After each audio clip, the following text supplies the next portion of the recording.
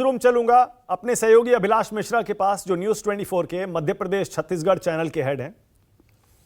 अभिलाष, मैंने अभी जो घोषणा पत्र बताए छत्तीसगढ़ के और मध्य प्रदेश के भी, राजस्थान के भी बताए, आज छत्तीसगढ़ में अमित शाह आए थे। इन सबके वादे देखकर समझ नहीं आता कि कौन सा घोषणा पत्र किसका है।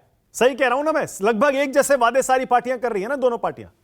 बिल्कुल मानक जी, आप ठीक कह रहे हैं। और देखिए, एक दूसरे को कॉपी करने की या एक दूसरे से आगे निकलने की होड़ इस कदर है कि 7 तारीख को चुनाव पहले चरण की वोटिंग होनी है और आज जाकर के बीजेपी अपना घोषणा पत्र लॉन्च कर रही है। और उसमें भी मजेदार बात आपको बताऊं कि कांग्रेस अभी इंतजार कर रही है कि ये ले आए तो हम इनसे थोड़ा ज्यादा कर दें।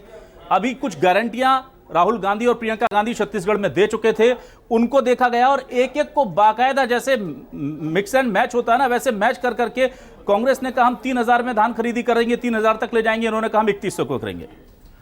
इसके अलावा हम लगातार कोशिश ये कर रहे हैं दिखाने की कि कौन से ऐसे बड़े वादे हैं जिनको लेकर के बीजेपी और कांग्रेस ने जो कर चुके हैं। हालांकि कांग्रेस का भी वचन पत्र आना बाकी है, लेकिन यहां एक दो चीजें हैं जहां फंसती हुई बीजेपी नजर आ रही है। आपको याद होगा, जातिगत जनगणना का बड़ा मुद्दा विपक्ष ने उठा रखा है, बना रखा है। उसे लेकर सीएम भूपेश बघेल और राहुल गांधी खुद बोल चुके हैं कि जातिगत जनगणना कराई जाएगी। बीजेपी ने उसका कोई जवाब अपने घोषणा पत्र में नहीं दिया है। इसके अलावा केजी से पीजी तक फ्री शिक्षा की बात कही और कहा है कि मेडिकल और इंजीनियरिंग कॉलेज के लिए आप पढ़ाई में जो भी पैसा लगता है सरकारी कॉलेज का, हर वर्ग का छात्र वो फ्री रहेगा। उसका आंसर मिलने की उम्मीद थी, उसकी तोड़ लेकर के आएगी बीजेपी, नहीं मिला है। और जो सबसे महत्वपूर्ण मुद्दा छत्तीसगढ़ का माना जा रहा था, जिसको लेकर के हमें भी आश्चर्य हो रहा है कि बीजेपी ने इस मुद्दे को क्यों टच नहीं किया, वो है किसानों के कर्ज माफी का मुद्दा। पिछली दफा धान समर्थन मूल्य जो 2500 रुपए कहा था और किसान कर्ज माफी, ये 2 ट्रम्प कार्ड थे भूपेश बघेल की, जिन्होंने सरकार में आने में मदद की थी और माना जा रहा था कि इस दफा होगा। एक और बहुत इंटरेस्टिंग फैक्ट मैं आपको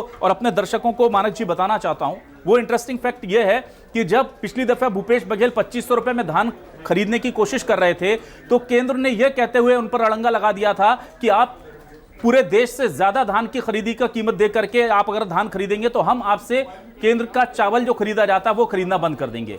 इसके लिए वैकल्पिक व्यवस्था फिर भूपेश बघेल ने किसान न्याय योजना के तहत बनाई थी और फिर उन्हें इनपुट सब्सिडी के तौर पर अलग से पैसे डाल करके वो गैप पूरा किया जा रहा था। आज वही बीजेपी 3100 रुपए में धान खरीदने का वादा कर रही है। यानी कि कहीं ना कहीं भूपेश बघेल की जो पॉलिटिक्स थी, प्रेशर टैक्टिक्स थी, उसके अंदर झुकना पड़ा है बीजेपी को, यह माना जा सकता है, या अपनी बातों से यू टर्न लेना पड़ा है। दूसरा, फ्रीवीज को लेकर के बड़ी बातें कही जाती थी, आज साफ तौर पर कहा गया है कि 12,000 में सालाना हर विवाहित महिला को दिया जाएगा। इसका एक मॉडल आपने मध्य प्रदेश में लाडली बहना के तौर पर देखा है, जिसका बहुत बड़ा फायदा मिलता दिख रहा है। तो फ्रीवीज के मामलों को दरकिनार करते हुए हर विवाहित महिला को 12,000 रुपए सालाना यानी हर साल हर महीने 1,000 देने की बात कही गई है।